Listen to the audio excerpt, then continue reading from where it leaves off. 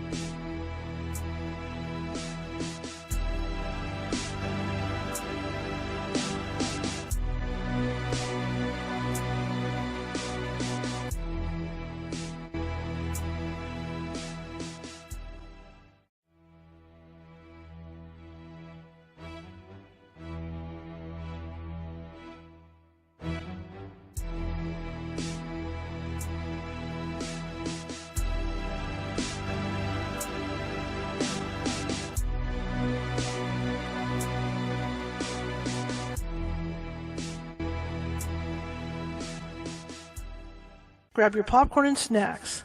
Find a comfy spot, take a seat or lie down, and let me transport you to a place of fantasy, ghost stories, ancient legends, odd creatures, alien encounters, and other magical topics. You may even decide to join the conversation. From faraway lands to your own backyard, with a small dash of pixie dust. Turn out the lights and open your minds. The journey is about to begin. Good evening, everybody. How's everybody doing today? Good, I hope. It's a nice sunny day here. Not too cold. Cold enough, though.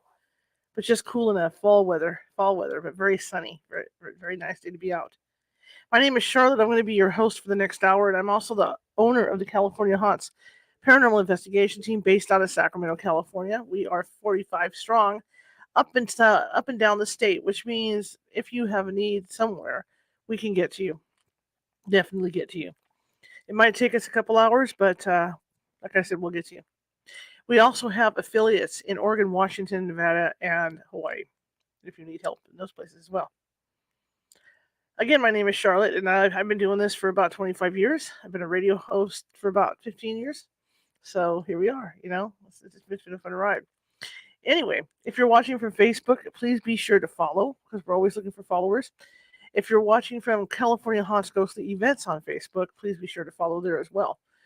And if you're watching from YouTube, there's that little ghost in the bottom right-hand corner with the magnifying glass and the Sherlock Holmes hat. And click on that, and that'll show you the subscribe button, because, of course, we're always looking for subscribers. And for up-to-date news about the show, check out the community page on YouTube. That's new, where they've added, at least for us, our show, where they've added a community page, and it's kind of like a Facebook page, only for people that are just solely subscribers on YouTube, to stay in touch with everything that's going on. My guest tonight is interesting in that, we very seldom have anybody talking about witchcraft or anything like that on the show. We did, for Halloween, of course, but this man teaches witchcraft. And yeah, anyway, I'm going to bring him in. Before I botch his name, I'm going to let him give you his title and his name and all that, and that way we start out clean. Okay? All right, let me do that. Good evening, sir. Hi. How you doing? I am doing pretty well. Thank you very much. How are you? I'm good. Let's have your name and your title and all that. We can start off.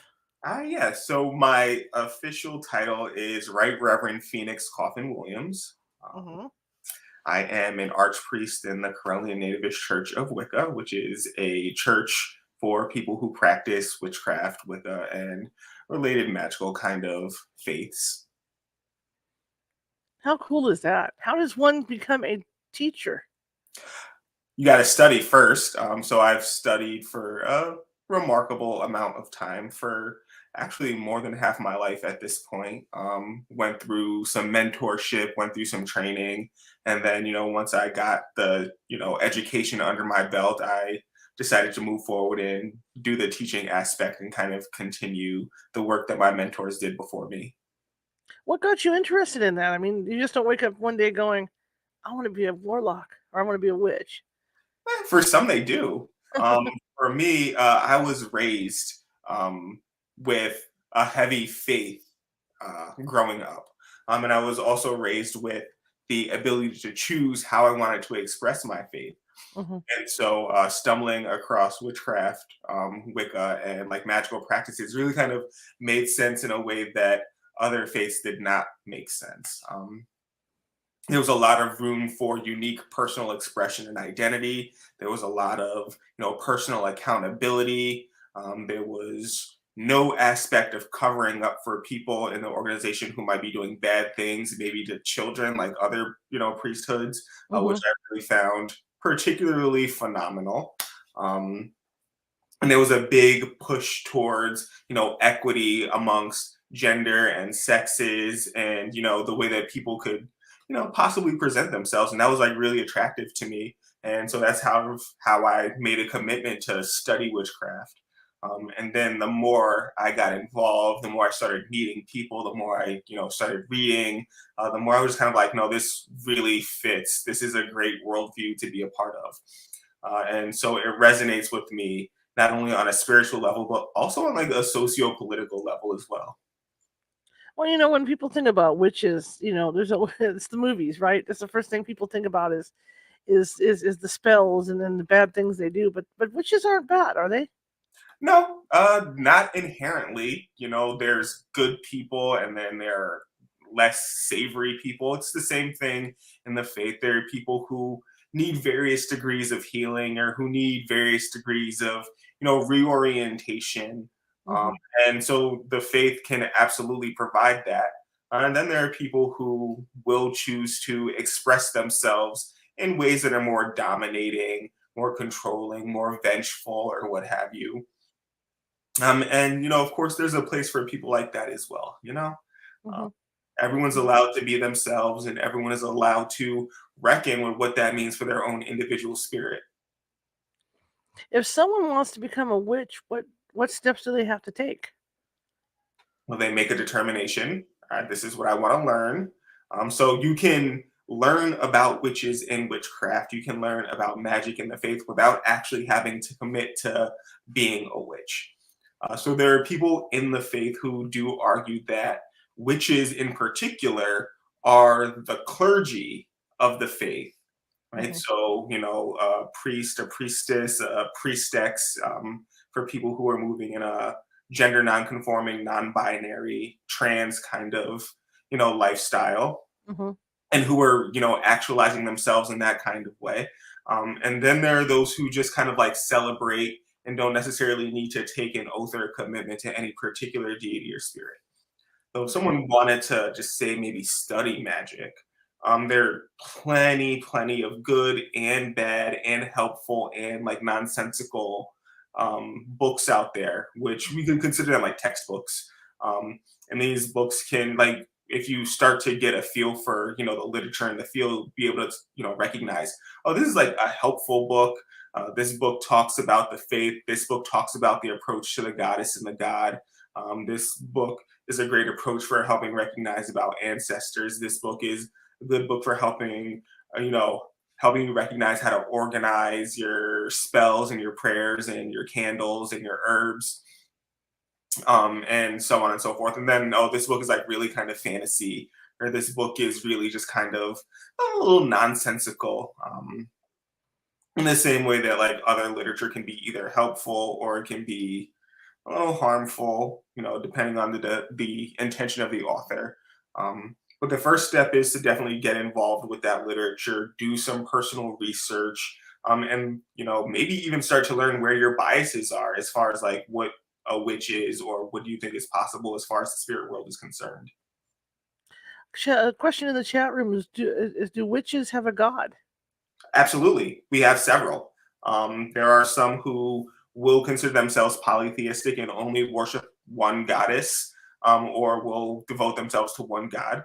But to a large degree, we are polytheistic, some soft polytheistic, meaning that every god that we can conceive of is just one aspect of a greater universal god. Or we can be hard polytheistic, which is, every god is a separate entity and there are multiple gods that are out there for us to choose from or interact with. Okay, cool.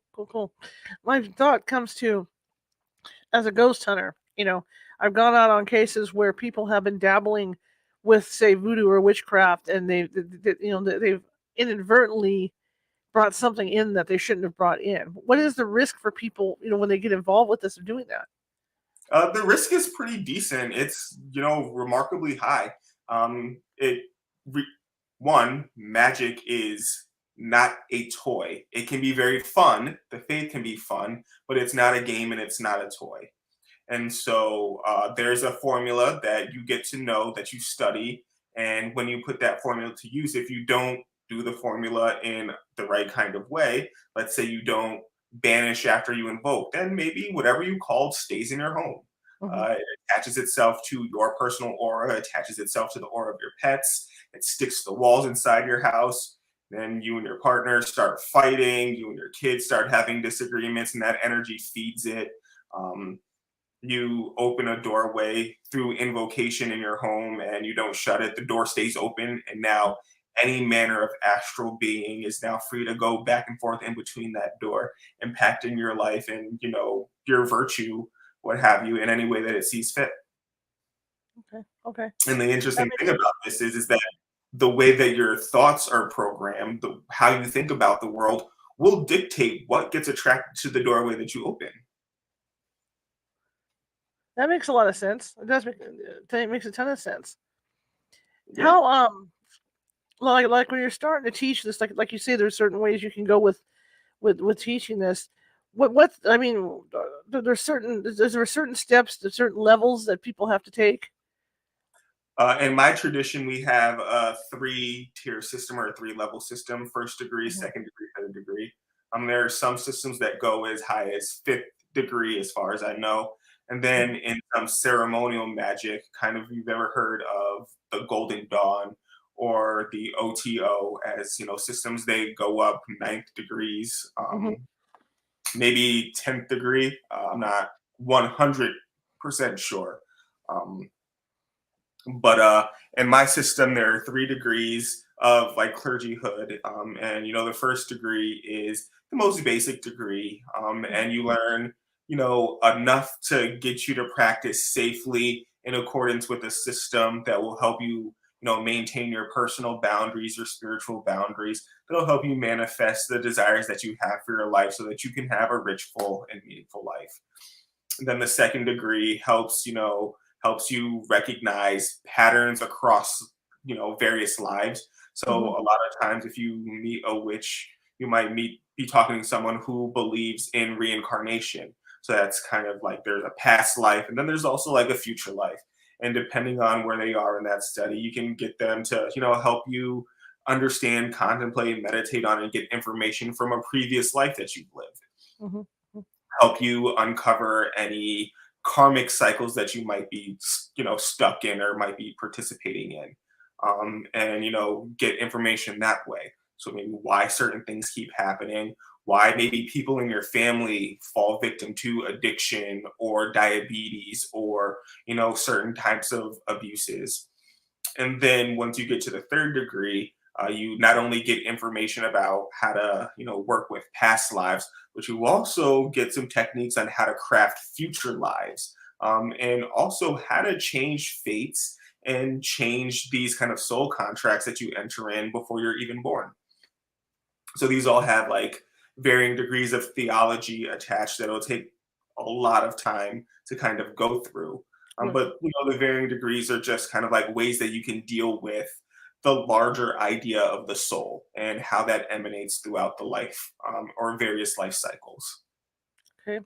Question in the chat room is, if you do a spell against someone who has done you harm, will that spell come back to do you harm? Depends on how you frame the spell. If you cast a spell and it's just for justice, then you in the clear, right? Hmm. If you happen to add wording that piles on some stuff that maybe they don't deserve because, like, you salty and butthurt, then there is a possibility that it can backfire on you. So if you are looking for justice, the best thing that I suggest is just write their name, get a picture of them, and just sandwich it in between 2 mirrors.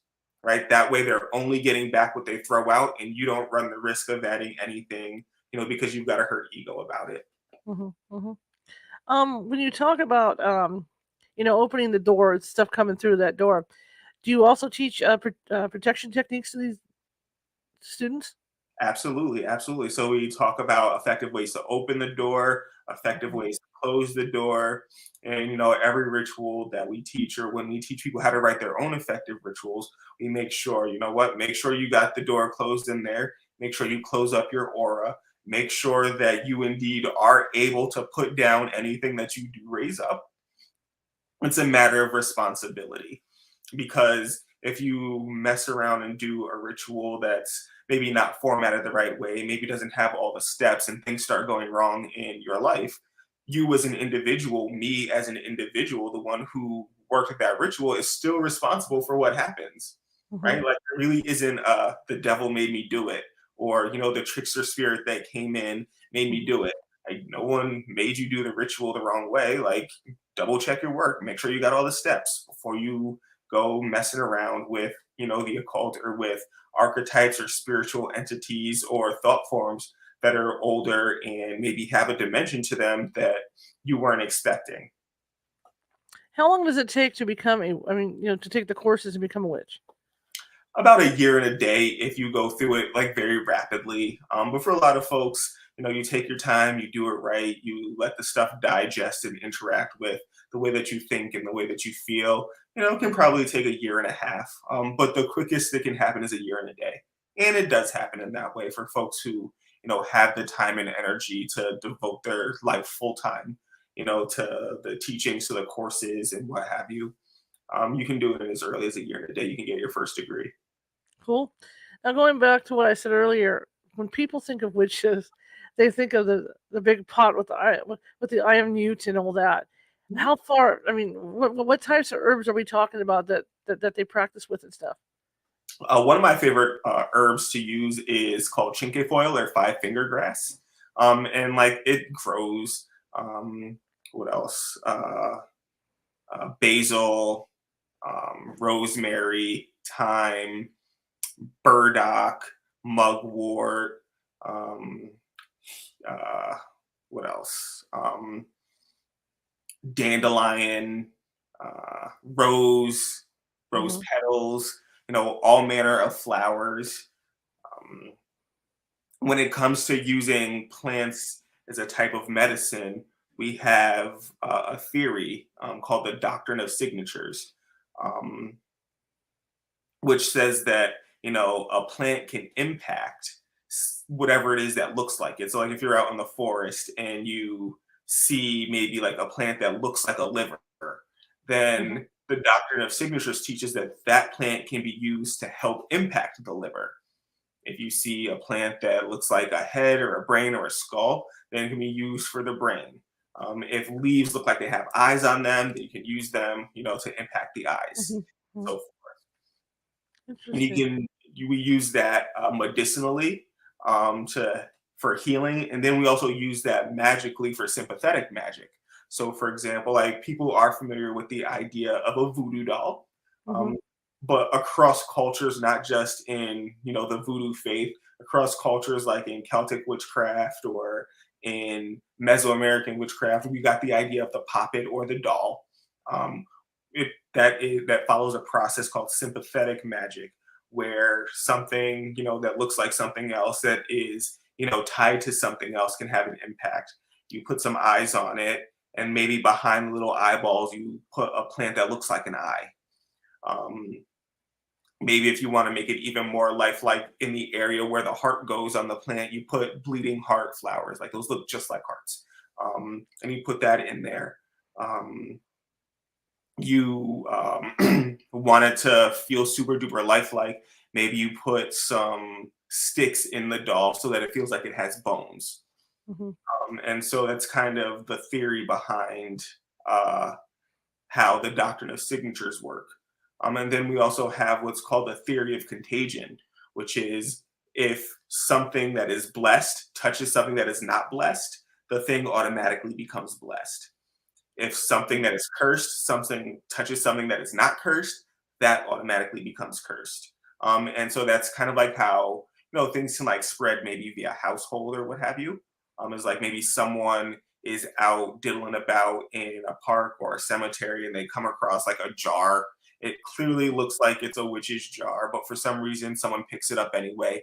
Now they've caught the contagion, so to speak. And then they go home and they are touching doorknobs or they're touching, other people in the house, giving mom hugs and kisses. And now mom's caught the contagion. She passes it to dad. Dad passes it to uncle, and so on and so forth. That's kind of like how these things kind of get caught up in people's lives. Hmm.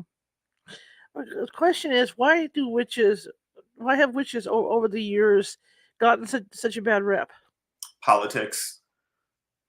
One of the things to consider is that the witches who were the clergy of, indigenous European religion or indigenous Mesoamerican religion or indigenous African religion, they were all branded witches by invading Christian forces. And so, in order to gain control over the populace, over the common people who were a lot of times not very educated, pretty disenfranchised in their own right, they were branded, witch, evil, devil worshiper, doing harm associated with, maledictions in some way. And, there's this, kind of whole smear campaign, not to mention, the hangings that occurred in the Mhm. United States and in Europe. And, to a degree, people who were labeled witch in some parts of Africa, in some parts of South America, still hanged. Still, there's a famous story. Maybe it's 10 years old now, but there was a child that everyone thought was, a witch and consorted with demons, tied to a fence and burned. And this is 21st century behavior. Um, so the media is still replete with, lack of education, willful ignorance, and still kind of like a power play over the populace. Mhm. See, some churches seem to do really, really well financially, and then like other churches don't do super well financially. It's kind of evidence of viewing the common people as a source of income for people who want to take advantage of, fear, people's hopes for an afterlife, Mhm. people's desires for, healing and freedom based on faith, distrust of science or what have you. It all comes to a head. And then, of course, there are some faiths that believe that an end of times or an apocalypse is inevitable, Mhm. and the idea of witchcraft that doesn't really fly. you Mhm. know we're not facing an end of days. Our nature is renewal, returning to its source and coming back again, regenerative, and things of that nature. And so in a place like the United States, where we're all kind of like put here, and the instruction for civility is to put up with the fact that people are different, without causing harm. Like, we kind of see like this clash, Mhm. a clash for control, a clash for maybe wanting to make the nation a certain way, um, a clash for, kind of dictating whose bodies, are regulated in the government, which is again something that's very contradictory to witchcraft faith. There's very, live and let live. So all that kind of comes to a head, and we see that kind of fighting for control, and trying to, have a dominant kind of worldview. Mhm. Mhm. And unfortunately, the clergy of the witchcraft faith fell victim a lot of times. In old Europe, had their sacred places desecrated, had churches built over them. In the United States, legislation has to be passed in order to get witches the freedom to practice.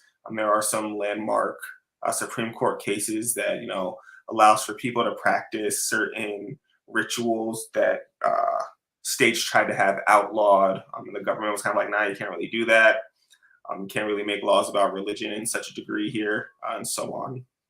So, it's kind of like an ongoing thing. Still to this day, there's a festival that I teach at yearly called Witches Fest USA. It's in Manhattan, New York.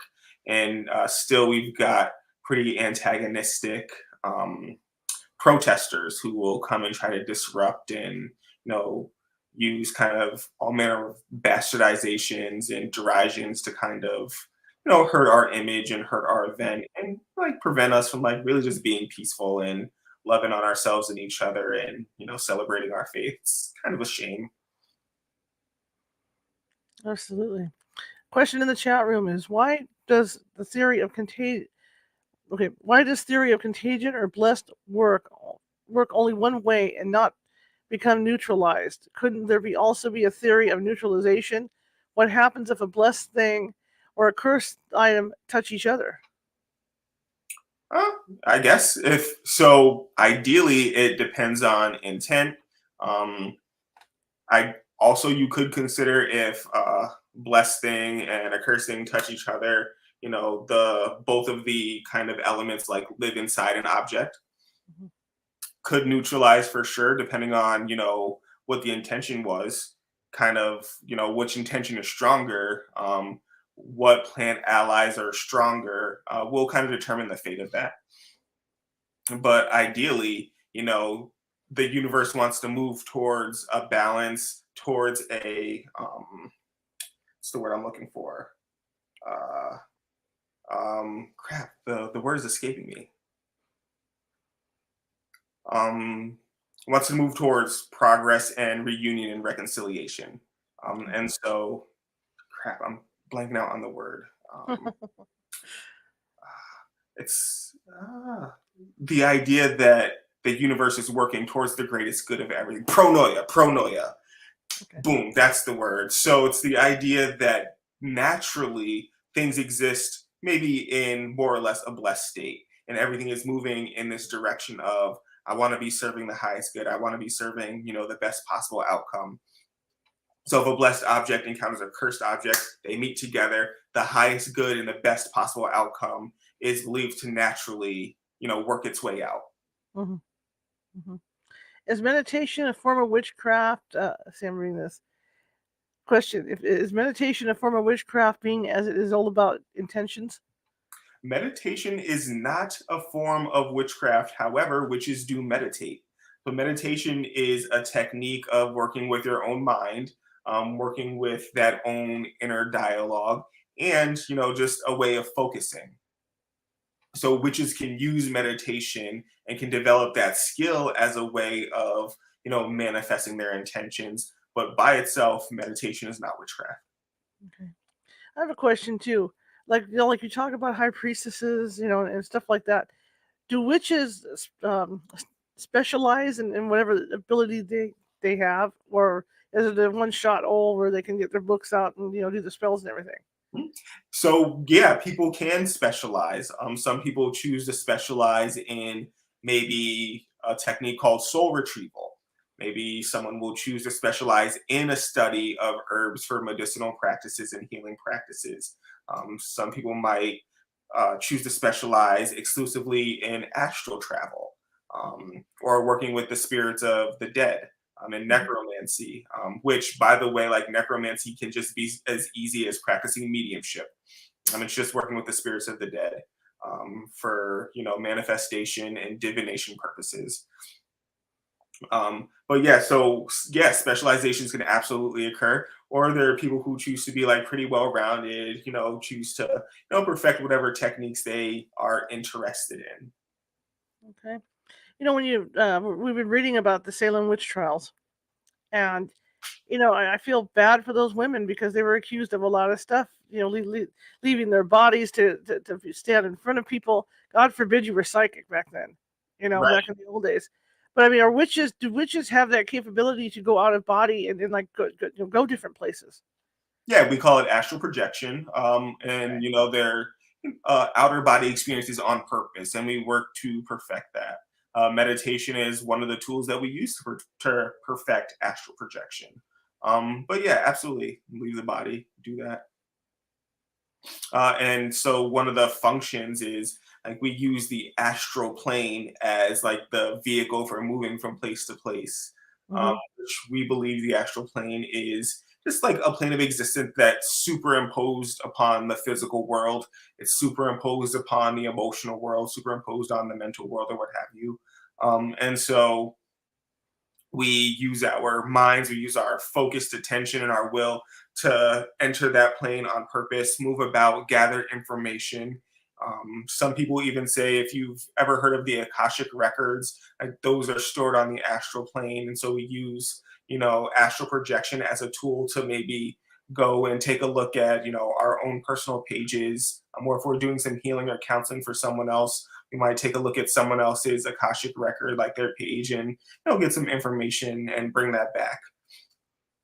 So yeah, So astral projection, outer body experience, totally a thing. So is witchcraft? Because I know I have friends, a couple friends that are witches, practicing witches up in Washington, Washington State. Is it more of a earth-based thing? Like the elements and all that, as opposed to something evil like everybody says it is. Absolutely. One of the ways that we describe witchcraft or Wicca, or what have you, is that it's an earth-based religion. So Druidry, earth-based religion. Um, as an example, I have some friends in Washington State who are witches. The Aquarian Tabernacle, for sure. Um, So shout out to Dusty and Belladonna Laveau if y'all are listening. Um, but yeah, the four elements of creation and then the fifth being spirit are kind of cardinal. Are one of the central components of our belief system. And if we want to manifest something very purely, um, we will call upon some energetic assistance from each of the four directions, from the earth, the air, the fire, the water, and then from spirit, or from God, goddess, our ancestors, depending on what your orientation is. So like not everyone will call upon the ancestors, and not everyone will choose to call upon a goddess or a god. But the fifth element, that spirit, is kind of the thing that enlivens those other four elements, and that's kind of how we look to for our faith. Is this like anything else where, like, I work with psychics on my team and mediums, where some have, I'm not going to say it to be mean or anything, but, as you're working with them, you notice that some have more ability than others. Is it like that with the witches? Yeah. Yep. We can develop our abilities. Some people are born already remembering that they have psychic abilities. Mm-hmm. And so, they practice, and, some of the exercises that we go through in our lessons will jumpstart our abilities, and, we can use them to greater facilitation.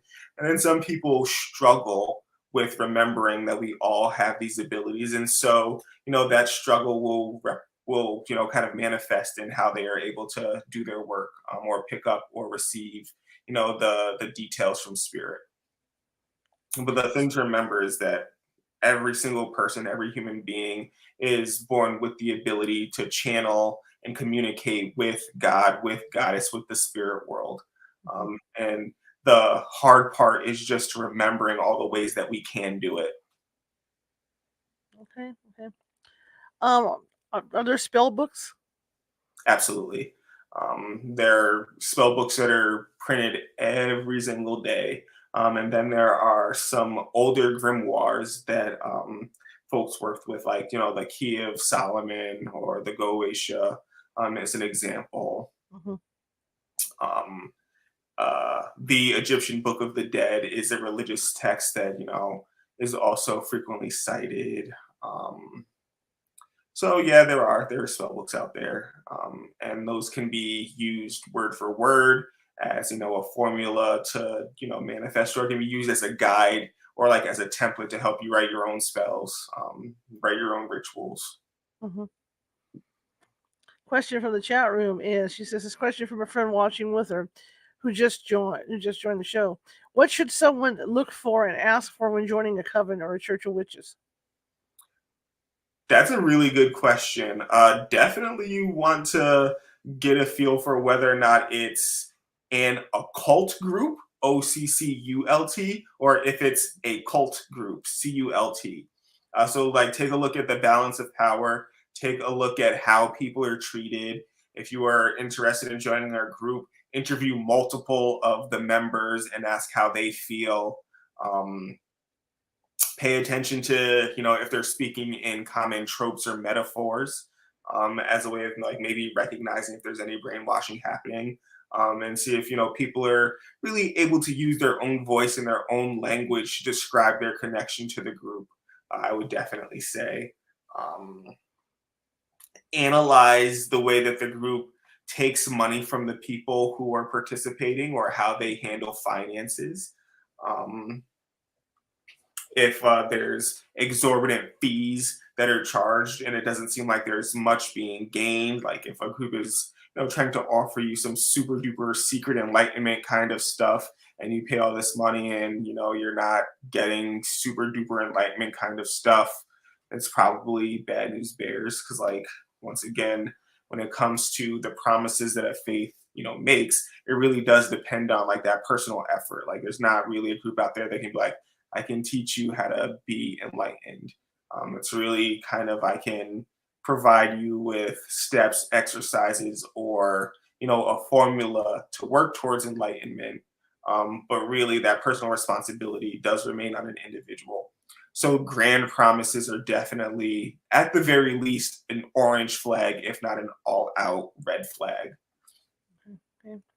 Another question: can you be of the Christian faith and still be a practicing witch? Absolutely. Absolutely. Okay, cool, cool, cool, cool. So have you heard? I mean, like there's still misnomers about witches and what they do, and like you say, just recently over in Africa that happened. Have you heard of anything in the U.S. happening like that? Not to that extreme. However, women will lose custody of their children during divorces, um, over accusations about witchcraft. People will be ostracized at work, and the work environment can become pretty untenable if the work culture is heavily slanted in one direction or the other. Um, and that's how you can kind of see it manifest in this kind of way in the politics that are that make up the United States. How can you tell if a witch has cast a spell on you? You can do some divination. You can use a pendulum, use some tarot cards. You can go to a reader and ask that question. Sometimes a witch will want you to know I'm putting a spell on you. And if Hmm. that happens, and like chances are, at the very least, by telling you they're putting a spell on you, they've started the process of working on your mind. Hmm. Um, so that's one of the things that you can look out for. But definitely, the divination is the way to go. Um, there's some folks who can divine and figure out exactly what kind of working was done. There are Hmm. some folks who can divine and be like, these are the ingredients that were used. Um, but go to a reader, they can tell you what was done, if anything was done. And then, Hmm. sometimes there's also like witches who can help you break it on the spot or help you, run through the steps of what you need to do in order to break it, maybe what candles you need, what baths you need, and what kind of healing needs to happen in order to, tie that up. Hmm. Hmm. I have a friend that lives in an apartment, and I've investigated apartments as well, where it's obvious there's something going on. And like this one particular apartment, we actually found chicken bones tied up in ribbons and all this, down in the driveway. I mean, is there something you can do about activity like that at all? If you're living in some apartment and you think that there's dark black magic or even white magic going on in this apartment that's causing things to move around and stuff. Mhm. So let's say you are in an apartment building or an apartment complex. There's 5 floors, and there are 6 apartments on each floor. Hmm. You can't necessarily go into every single apartment and be like, "Are you doing magic? Are you doing magic? Why is this happening? Why is this happening?" But one of the things that you can do is just erect a very simple kind of barrier over your home, and just reaffirm with yourself in your own Holy Spirit. I reject any uncharged, unbalanced, or negative energy that might be around this area. You can keep your own place clean. You move into a home and you find some leftover remnants of some what you think might be witchery. Hmm. Don't touch it, but like get your broom and your dustpan, scoop it up, put it in the garbage, or put it in the grill and light it on fire. Get rid of it. Run through your house, clean it. So keeping your space clean is one of the best ways to make sure that you are not impacted by harmful or unbalanced energy. Okay. Okay. Um, doing your own affirmations, and this is no matter what your faith is, but doing your own affirmations with your own higher power guide, that you are living in your truth, you are living in your light, is another one of those best ways. um, Incense, that you say a prayer, you light your incense, the smoke, like charge the smoke everywhere the Mhm. smoke goes, and smoke goes everywhere. Just light up the incense, let the smoke go everywhere, let it clear out any charged energy that might be in the space. You can reinforce it by lighting a candle. You could dress the candle in holy oil. You can get some holy water. If you want to go to a church, you can go to a church. If you know how to make your own holy water, make your own holy water, and just go ahead and asperge your location. And just on good practice, on good psychic hygiene or good spiritual hygiene, just do that to your home every month anyway. Absolutely. Question in the chat room: what do you think of witch talk? Oh boy. These questions are just flying tonight, boy. So witch talk is a powerful thing to observe, but definitely not something that you want to take so super duper seriously that you like build your life around that advice. Um, Anyone can go on TikTok, anyone can talk about magic or witchcraft with varying degrees of accuracy or lunacy or psychosis, right? So there are people out there who really do have schizophrenia, schizoaffective disorder, what have you. And in the midst of their psychosis, they're talking crazy things about witchcraft or about God, right? So Christians can be schizophrenic too, and really be super convincing about what they're telling you. Best I can say about witch talk: if you see something that hits home or that offends you, do some more personal research about it, and let it help you organize what you believe, but not dictate what you believe.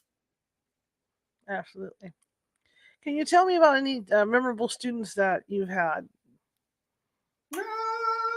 Yeah, so I have I have 20 students now, which is all that we are allowed to take at a time through the seminary.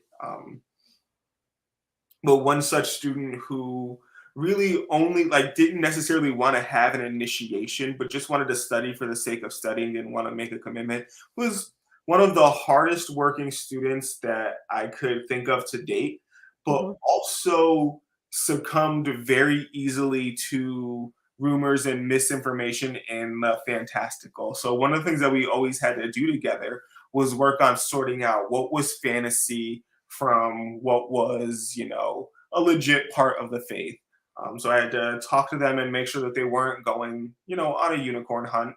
Um, just as like whether or not you believe unicorns exist is irrelevant. It's not super likely that you're gonna find one in, just in the forest about in Brooklyn, New York City. Um, and so really that was one of the things that I always kind of stuck out is like having a conversation with a student about, not going on a hunt for a unicorn so they can use that as a magical ingredient. Cool, cool, cool. Another question in the chat room: why reject someone's energy, negative or not? Hang on a second. When you can alchemize it and use it. It's a matter of personal choice. Maybe someone doesn't know how to alchemize it or use it for themselves, so they reject it. Okay, okay, okay. So is there any particular way to help you? I mean, if you are like you say, you can use the herbs to heal and stuff like that. Is there any particular way that you have helped someone heal via witchcraft? Yeah, I practice a type of maybe pastoral counseling and care. And so frequently I will give people readings to help them understand what's going on with their lives and prescribe candle kind of remediation work. Sometimes I'll use some Reiki to help people Hmm. recognize that they've got an illness and maybe, could consult a doctor as well as some spiritual healing. Um, Most recently Halloween time, um, I did like an ancestor service, which is when we invoke the names of our sacred ancestors, from our family line. You don't necessarily have to be venerated in any kind of way. But I did what's called a cord cutting, which is when you take, a sacred knife or a sacred tool, you pass it over the body and cut any lingering cords to any harmfulness or negativity or things that might be attached. Um, and I use that as a method to help people. And Hmm. then also, I mentioned a little bit earlier in the segment a soul retrieval, which is Right. when we go through various lives um, together or separately in meditation, Hmm. and we look for parts of someone's soul or spirit that has been bound up in a traumatic issue. And it could be this life, like maybe there was a car accident, or maybe there was an incident of violence, or maybe there was like some childhood illness that really kind of bound up a portion of someone's soul, and some healing needs to occur around that. So we go back and we find that piece of the soul, we restore it, and make someone a little bit more whole and a little bit more capable of managing their lives moving forward.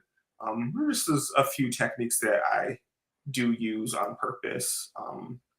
Also, ongoing participation in yoga and that kind of philosophy. Even though yoga is not necessarily witchcraft, it is a healing tool that is profoundly spiritually based that I recommend and I will use and teach to help heal people.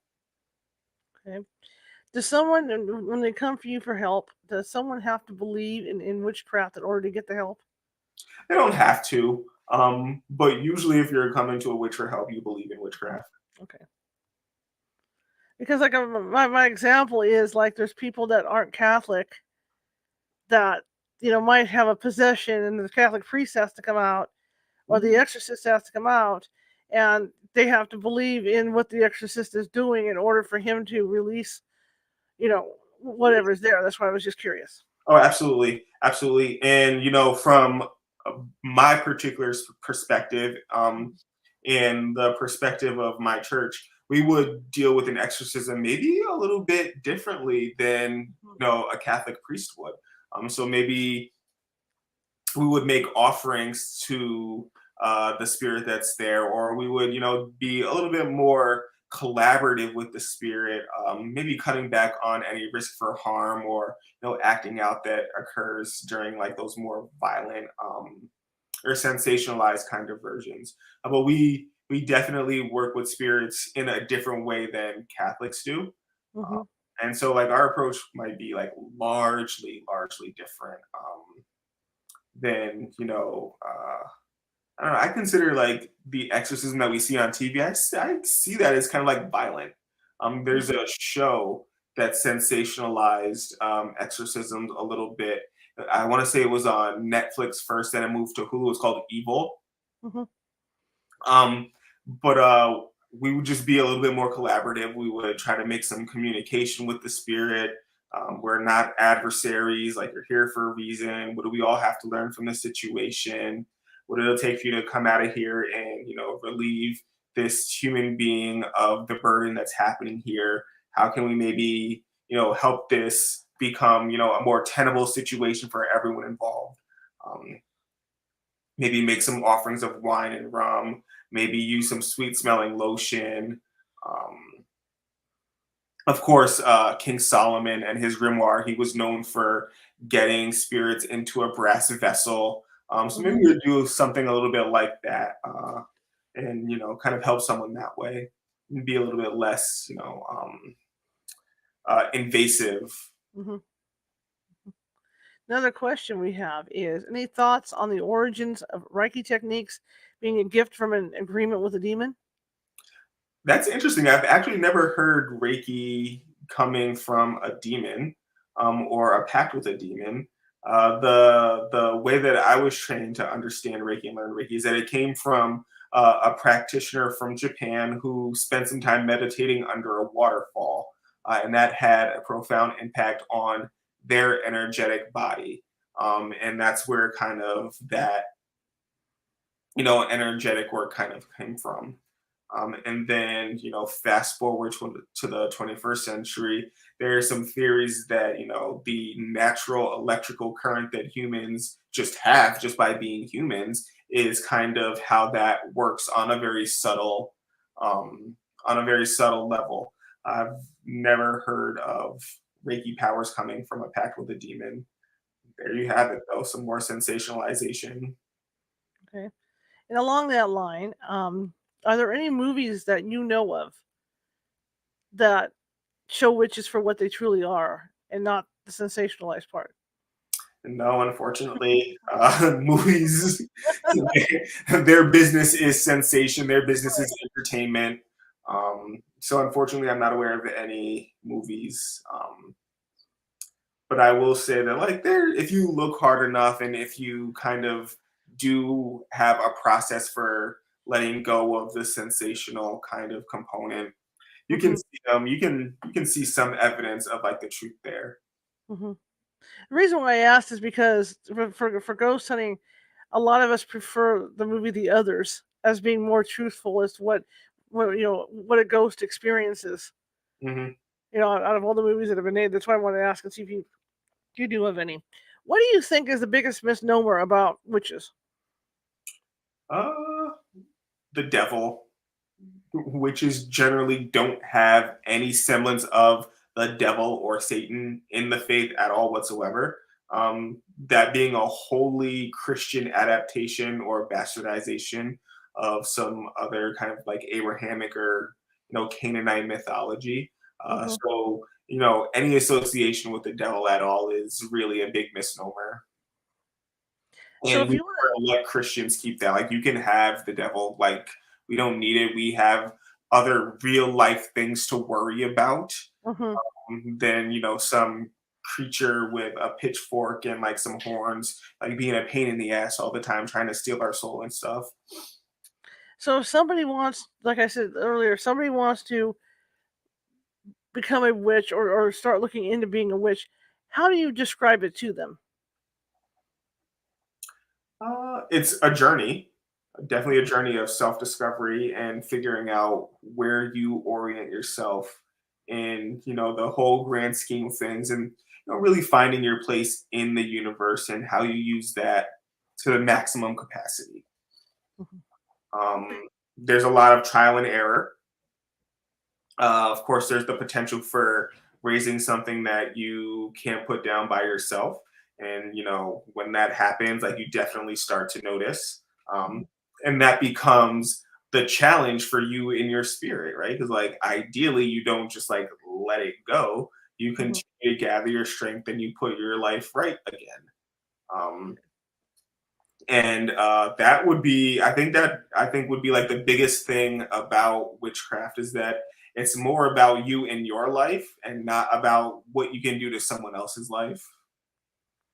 Okay. Um, for somebody that wants to again, you know, get into it, where can they look to find classes or whatever? Yeah, so they can go to www.witchschool.com. Hmm. That's a seminary that goes along to the church that I'm a part of, the Correllian Nativist Church of Wicca. But yeah, you can go to witchschool.com, and you can sign up for your membership. You can participate in clergy programs, so you can participate in that first, second, third degree kind of studies, or you can participate in any ancillary studies that are related to just developing psychic and magical skills, or helping you orient yourself to the celebration of magic and witchcraft, as opposed to being, a member of the clergy or the priesthood. Hmm. Hmm. Question in the chat room: is it polite to ask a witch to name the particular deity the witch works with? Would that be considered a rude question? That's not a rude question.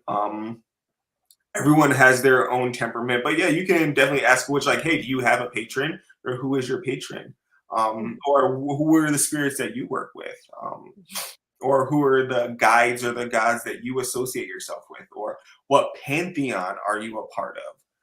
And so when you ask a question like that, you give someone the freedom to, tell you like, yeah, I work with the Egyptian pantheon, and like I work with Isis, Osiris, Horus, Amun Ra, Nephthys, what have you, or they can tell you, I work with the Greek pantheon, and there's your Zeus, your Hera, your Athena, your Poseidon, so on and so forth, or your Celtic pantheon and your Caradwen and Dagda, the Tuatha De Danann, and things like that. Mhm. And so it's actually like a great way to open up a polite dialogue, because asking someone who they work with is way more polite than assuming, that they have some kind of orientation that might be based on, media sensationalism or, bad press. Mhm. Mhm. Now, looking back through the history part of it, and I know that this is a silly question, but like the witches are so like thought of with the broomstick thing, in the big pot. Where did that come from? We do have two sacred tools, right? We have the broom, which we use to cleanse sacred space, like we sweep with it. Okay, um, I've heard of that actually to cleanse a room to go through and sweep it out. Yeah, I've heard of that. and so there was a game that used to be played way back when, and like the people who were celebrating around the fire, what have you, they used to like hop around on the broom. And so there's like a little trope that says like, the myth developed because like onlookers would just see witches jumping off of hills with like their broomsticks, and they're like, oh my god, like these women are flying on brooms, not realizing that it was just like a group of people playing a game at a sabbat, or at a full moon celebration.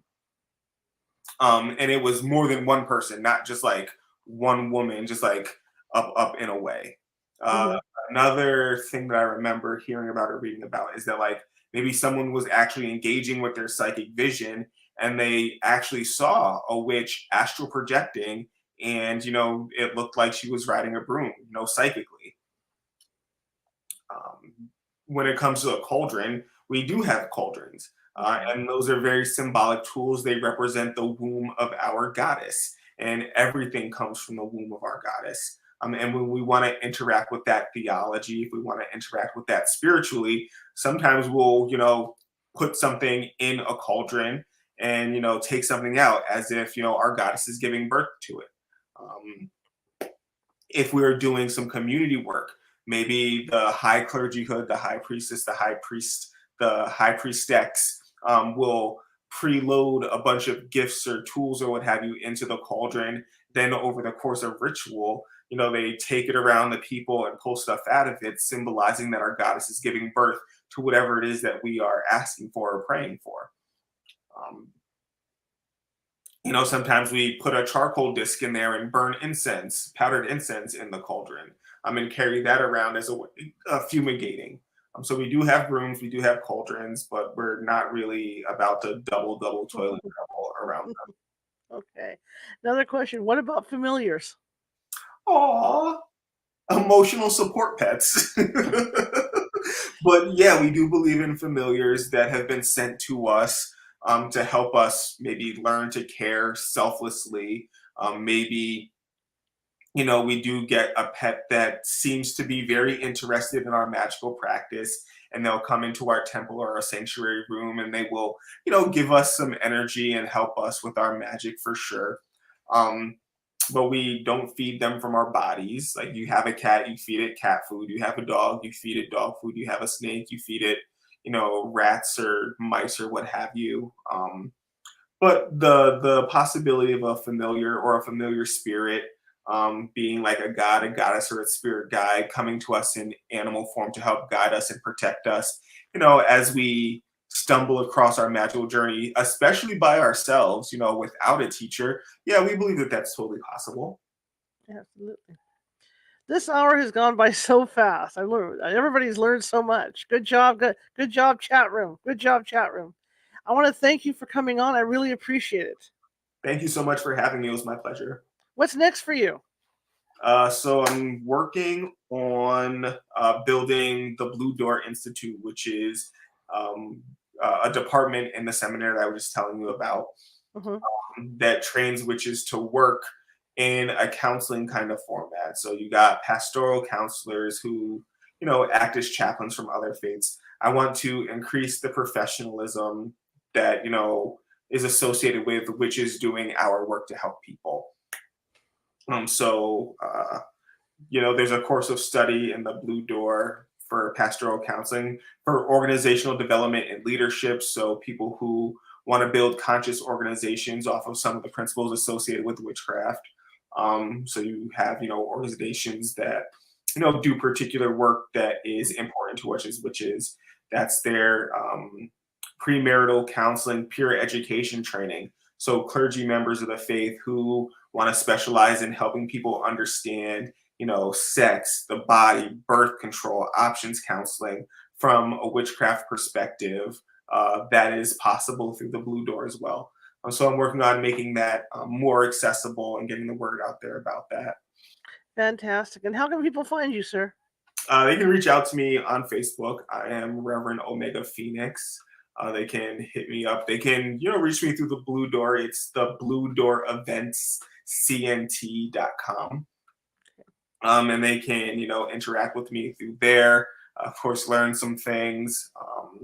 And then right now, my student load is full. I do have the maximum 20 students that I can take right now. But if you do join the school and you want me as a mentor as some of my students graduate and level up, I will be taking on some new students, and so you can interact with me in that way as well. Fair enough. Again, thank you so much. We'll have to get you back on and have Absolutely. more chat about this. This was great. Had fun. Absolutely. Thank you so much. I'm so here for it. You got it. All right. Well, thank you, sir. You have a good evening, okay? You too. I know. Bye-bye. All right. That was absolutely fascinating. Good questions from the chat room. Thank you, guys. Good to see Marisa. Good to see Jerry. Good to see Pat. Good to see good to see Jen. Jen disappeared. Oh, there's Jen. Good to see Jen. So everybody was here. The gang was in. Fantastic.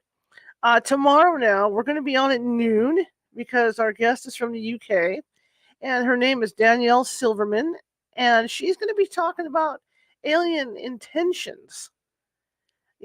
She believes that the aliens, it's not so rosy out there when you get abducted, and so she's going to be talking about that. She's done study for years and years with a very famous ufologist, and so we're going to talk about him as well. So they were going to be with us, or she is going to be with us tomorrow at noon. So be ready for that. And of course, for you guys that are working and everything, of course, it'll be available for you in the evening when you get off work, so you can check it out and all that. Anyway, again, if you like the show, if you like what you see, be sure to share the show. We're looking to get as many shares as possible. So if you're on Facebook watching this, also, do hit that like button and that follow button, because we're trying to get as many followers as possible and get more build up on this show. YouTube shows us no love, so that's the only way we've been able to do this the last 3 years is through word of mouth, and it's building up more and more. Between YouTube, Facebook, and the RSS feed that goes out to the podcast, the numbers keep growing, and that's because you are out there sharing the show and get the word out about this show. All right. If you're watching from YouTube, again, hit the ghost. Click on that little ghost, and that'll subscribe you. We've got more than 450 videos sitting over there on different topics. Remember, I'm a journalist, photojournalist, so I like to change it up every once in a while. Okay, so I'm going to be doing that. So just like we talked to the Scientology gentleman on Tuesday, right? So different topics, different things going on, and I think if you go over and look at the YouTube page, there's a little something for everybody. Also, you can check out CaliforniaHauntsRadio.com. We've got some of our archived stuff from Blog Talk Radio over there. And YouTube now there's an easier way to find us on YouTube, right? So instead of having to go through all that gobbledygook, all you have to do is go to youtube.com/ California Haunts @ with the little @ sign, California Haunts Radio, and the CHNRR all capitalized. So that's youtube.com / California Haunts Radio. Real simple. All right. Anyway, I want to thank you all for coming tonight, and I will see you tomorrow at noon. And I'm going to go ahead and flash up show you his information, and you can get a hold of him if you so desire. If you want to learn this stuff. And here we go. So he's got 3 websites: Correllian.com, CORRELLIAN.com, HolisticWellnessAndRecovery.com, and of course, witchschool.com. Okay. Anyway, I will see you guys tomorrow at noon. Have a great evening.